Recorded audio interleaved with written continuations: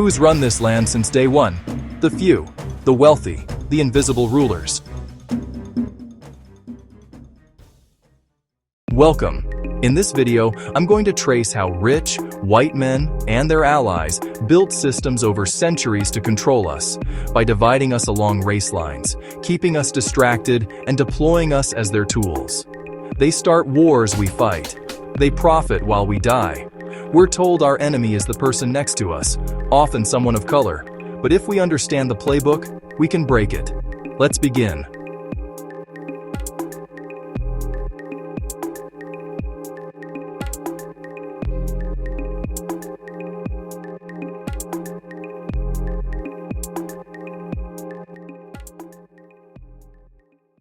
In early colonial America, the elite class of landowners and merchants needed labor.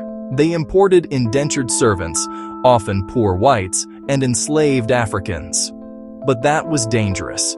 If you have two oppressed classes, they could band together. So what did the elite do? They invented whiteness as privilege, legal and cultural privileges given to poor whites that didn't apply to blacks. This created a status buffer. Whiteness became a tool. Even if you were dirt poor, you were above enslaved Africans. That psychological wage prevented unity. From the Washington Post, wealthy Americans helped devise race as a divide to keep the poor from uniting. These divisions were baked into laws, practices, even early slave codes.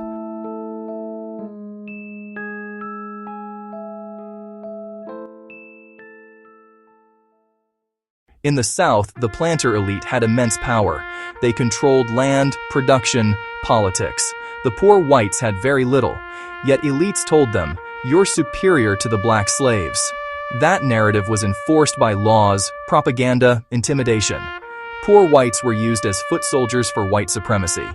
Even when poor whites were as impoverished as enslaved people, they accepted the narrative because they had nothing else. This ideological manipulation prevented class alliance.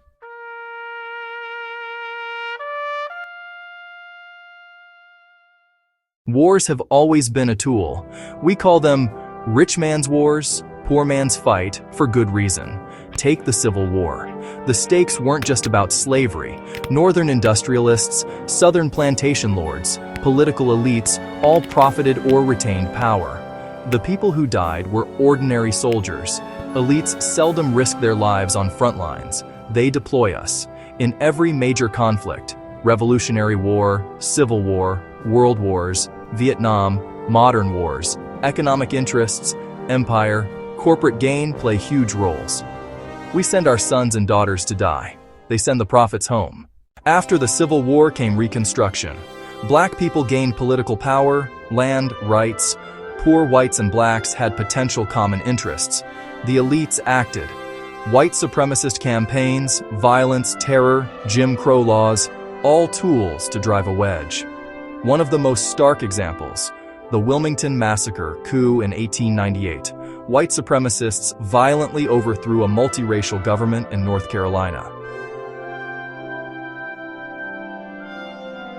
They burned the black-owned newspaper, forced black leaders out, murdered many, banished others. In the 20th century, elites shifted tactics.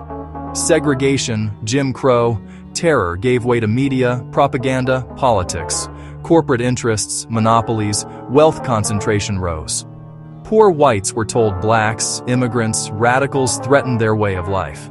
Even as unions and labor movements tried multiracial coalition, elites and political machines undermined them. Media sells fear, Red Scare, black crime, welfare cheaters, culture wars. These keep poor whites focused on race, identity, not class or elite control. In recent decades, elite control has strengthened. Campaign finance, lobbying, media empires, think tanks, they shape discourse. When people of color advance, narratives emerge. They got special handouts, or they threaten your jobs. The model minority myth is used to pit Asian Americans against Black Americans. Modern politics weaponizes race. Politicians stoke fear of immigrants, crime, otherness. But who benefits?